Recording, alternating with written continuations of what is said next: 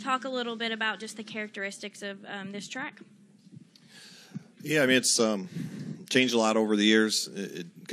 It should be a little bit different with the spring race being later, although forecast on Sunday might change that a little bit. But, typically here the spring race is a lot different than the fall race. The groove ends up being a little bit lower. The track doesn't take as much rubber, all those things. But with this temperature, I think it's going to be more similar to the fall race. So it's, you got to be able to handle really good on the top and decent, in the middle to be able to try to make some passes. So the groove usually gets stuck right up on the top. It's really, really fast.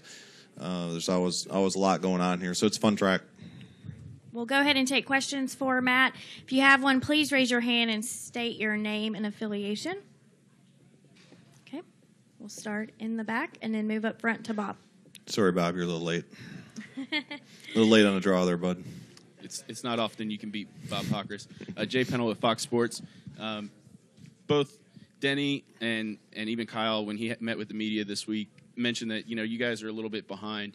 Where do you feel like your organization is behind compared to Hendrick, Penske, and SHR? And what are you guys doing to kind of make up that ground? Well, I mean, I feel like it's a little bit of a moving target. It's funny how that changes, week to week at Fontana. Denny ran really, really well. I thought if we went to got that caution with 15 to go or whatever, I felt like we were in a great situation to win. We were leading and had enough gas and could hold off the 4 and the 41. And then we went to Martinsville, and all our cars would have been in the top 5 if Carl went to had a couple flat tires and some bad luck. So I felt like things were getting better there. Our qualifying at the mile and a half's been really good before last weekend, but then we go to Texas, none of us qualify well, and really none of us race very well. So I felt like we were gaining on it. Last week felt like a step back, and I really honestly today can't tell you why. I don't know why, but I felt like we were gaining on a little bit. Certainly Bristol's very unique. So I'm hoping we can all go here and run decent. The last couple of years, it's been a pretty decent track for us overall. All right, Bob, go ahead.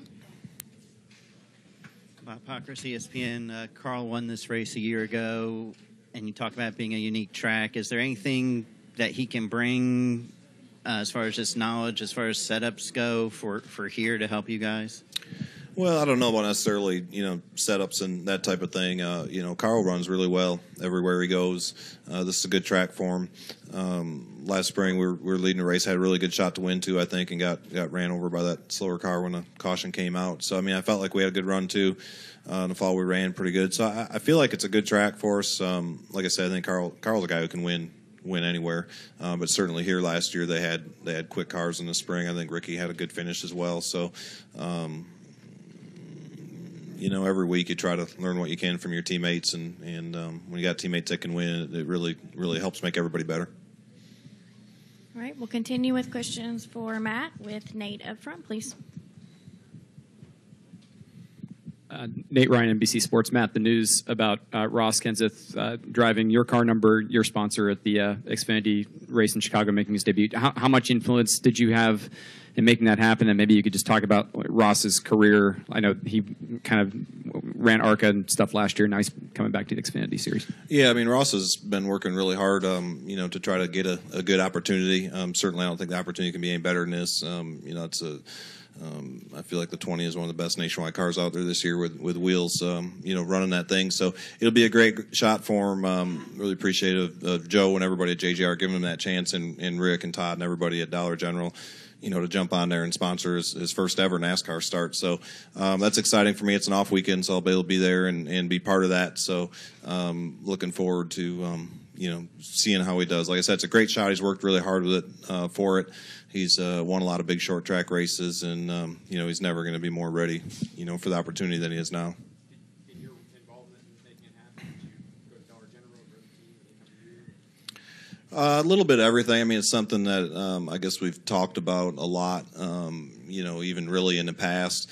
And I think with some nationwide races opening up, or Xfinity races opening up earlier this season with Bubba leaving and some other things happening, kind of set up at least a chance to try to get some stuff together to make it happen.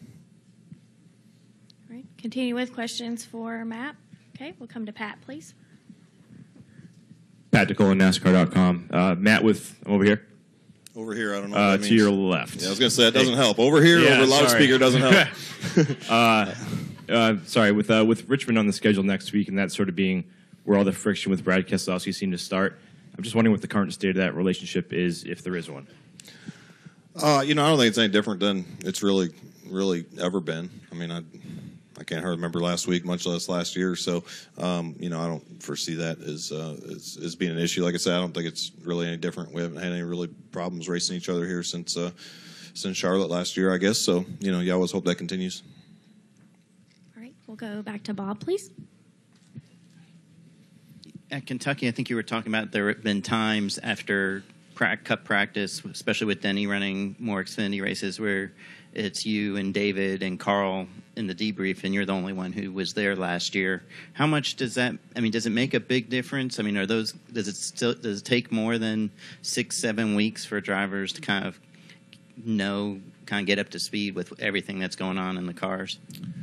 Well, I don't know about that. I just by the end of last year, especially, I felt like Denny and Kyle and I have a really good working relationship, as well as relationship off the racetrack. But I feel like we're each very unique and bring different perspectives. So without either one of them there, it's just different. Denny is, he's kind of underrated, and a lot of things about him I didn't realize until I got over to JGR. But he has a great feel. He has really, really great feedback. Really good way of explaining things. So when he's not at a meeting, I feel like we miss a lot.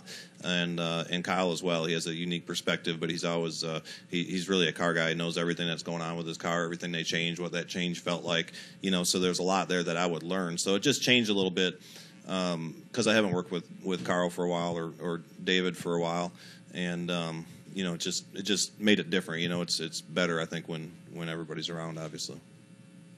All right, we'll go to Kenny, please. Kenny Bruce with NASCAR.com. Matt, Bristol's one of those tracks that's not in the chase. When you go to a track like that, is it any less important there because that's not a chase race, or not when you're going to be coming back? No, I mean, I've said this before, but they're all big races, and honestly, it's been so long since we've won a race. They're all huge races for us. They're all really, really important. I feel like we obviously need to get a win. Win basically qualifies you for the chase. Pretty much for sure. So that makes it really, really important at each and every racetrack. And I also believe in momentum. And they're all big races, and you want to put your best foot forward. You want to perform the best you can each and every week, and you want to win every week. So to me, I don't really feel like one is that much more important than the next. All right. Additional questions for Matt? Okay, we'll go to Nate, Jim, and then to Stan. Go ahead, Nate.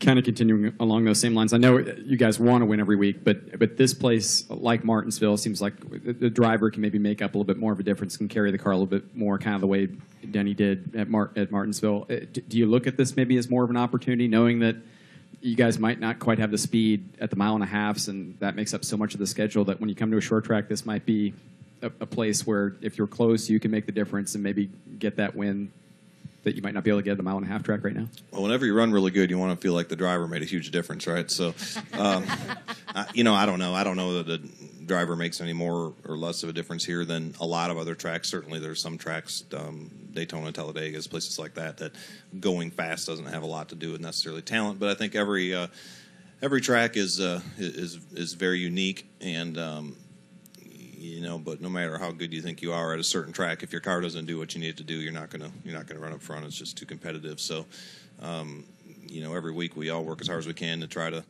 make the cars as fast as we can, try to make them drive as good as we can. I mean, certainly when you get to the short tracks, they're less dependent on, aerodynamics and, even engine to a certain extent. So if you feel like you have a deficit in those areas, it doesn't make as big a difference at a short track. But I'm not so sure we have a deficit in those areas. So I think, each track's important, and you try to make as much difference as you can everywhere.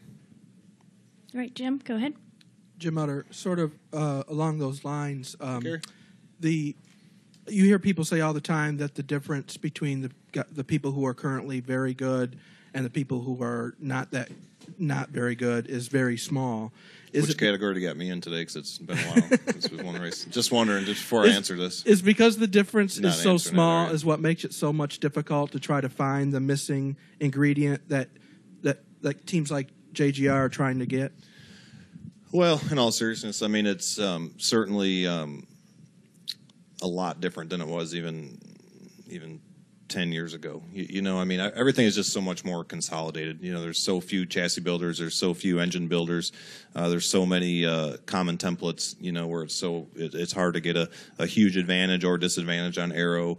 Everything is just so tight together. I feel like all the drivers have gotten a lot smarter. There's so much more information available to all of us, ECU data and film, just all kinds of different things that we didn't have back then, where you can study what other drivers are doing. They're beating you, at least if they're in the same stable. So there's just so many tools to get everybody so much closer together. So you get off by just a little bit, and it's tough to beat those guys. And sometimes it's hard to figure out why you're off by that little bit. You just got to keep working at it. All right, Stan, go ahead. Stan Creekmore with RPM tonight, Matt. So when you walk out of this door after this interview, how intense do you become? Because today is an extremely important day for a short track, for Bristol Motor Speedway. You've got to be, as fast as you possibly can be. So how intense do you become when you walk out the door? I'm pretty much, I feel like I'm pretty much the same all the time. I mean, I've been, looking over stuff, thinking about coming here and trying to get qualified. I mean, I don't really, walk out of the door and necessarily put a different face on. I mean, we've known this has been coming all week. So once you get through all your Texas stuff I get through most of it on Sunday, but then when I get through the rest of the meetings on Tuesday, you're pretty much on to the next track. And it doesn't really change. You go out and do the best you can every week. You hope that's a good effort. Sometimes it is, sometimes it's not. But you go out and do the best you can every week. You'll qualify the best you can today, because qualifying and pit selection is really important here. And then you move on to tomorrow, try to get ready for the race. And when you're done with that, you try to get ready for Sunday, go through your meetings, all your stuff, and hope you have the right setup and strategy and so on for Sunday. All right. Any final questions for Matt? Okay. We will end with Kenny Bruce. Go ahead. Kenny Bruce with NASCAR.com. Matt, I can't remember if we've asked you this year or not. But yeah, you did. We did? Okay. Well, appreciate it. Thanks, Just look up the archives. See you later.